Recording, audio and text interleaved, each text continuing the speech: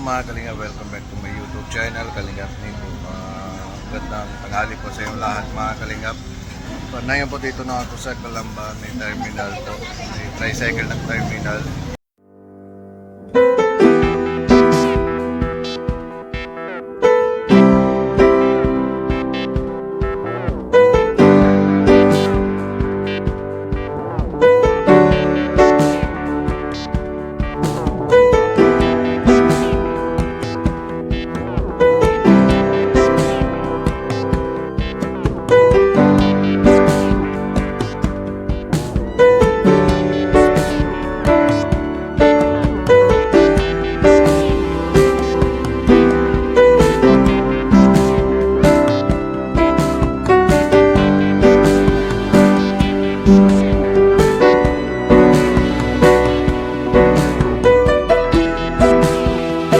Hello, kumusta baby? Ano sabi mo yung pangalan mo? Ginis? Ginis. Ilan taong ka na? 10, grade 5. Trabaho ka naman dito. Pag walang pambahon. Tapos anong trabaho na yung tatay mo? Pero meron pa siya laging trabaho.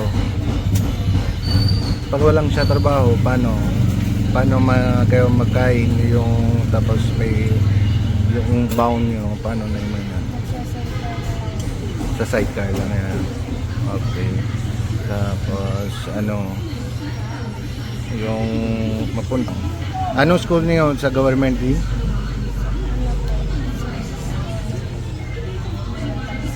Elementary school. Pero saan na yung kapasok? Yung malapit ng bahay nyo sa school or malayo? Malapit lang.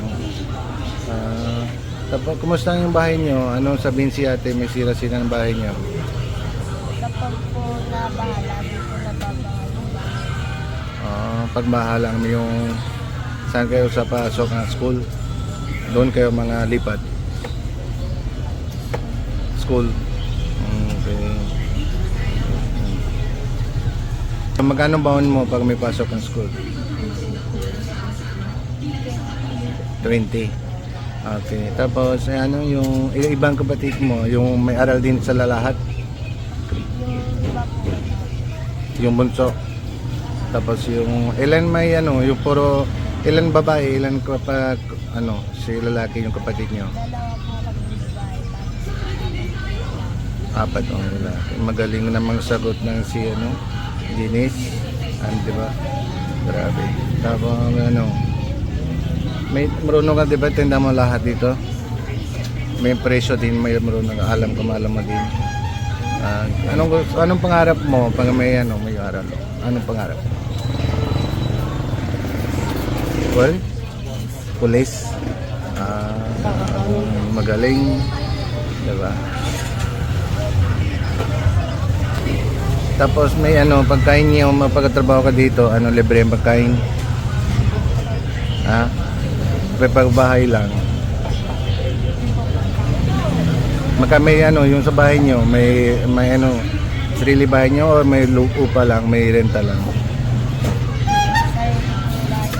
Ha?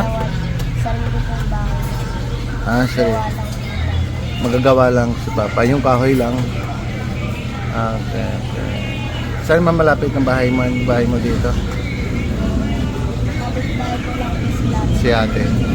Okay.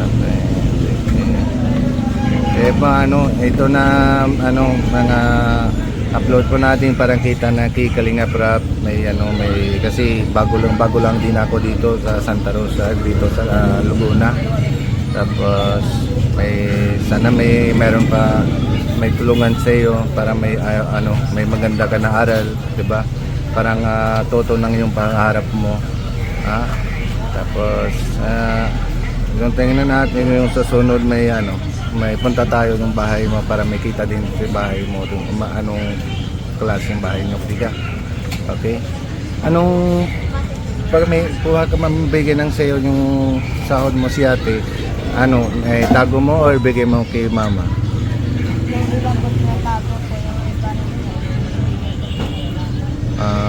po. Bakit ikaw maisip lang pag wala ka baon, may trabaho ka dito? Bakit ikaw na maisip? Para po lang ko po yung mga kapatid. Ay, grabe, mabait na parang bigay mo din sa baon ng ibang kapatid mo. Ay, grabe talaga. Mabait na talaga si Gines.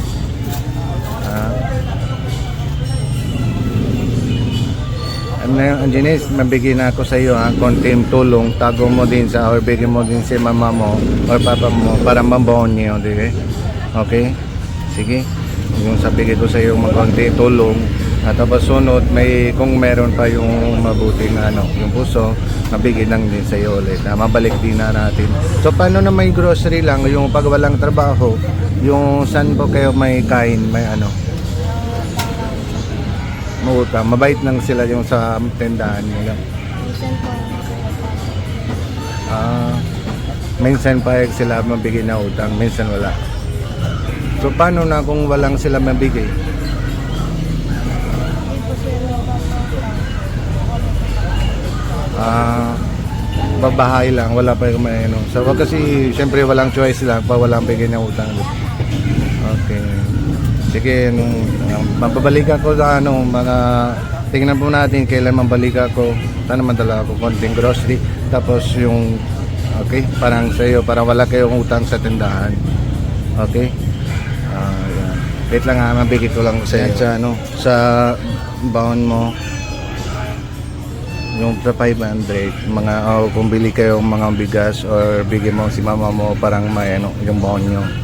Okay? Anong gusto mo masabihan? Ay, salamat. Pati bago ka na mga pasok ka school or bago ka malabas sa bahay, dasal ka muna araw-araw para may yung sa baway ng sa God ng bigay ng sa iyo magandang buhay para matuto ng yung pangarap mo. Okay? Sige na mabalik din ako next time. Tingnan ko kailan. Mabalik din ako Sige, bye-bye. Sige kuya, salamat po. Sikain na si kuya. Salamat din sa iyo pag may pasok ng dito si Gines para libre kayo mapagkain niya, di ba? Tapos sana mabalik din ako agad para mapunta tayo bahay niya. Okay, sige po. Sige po ate, salamat.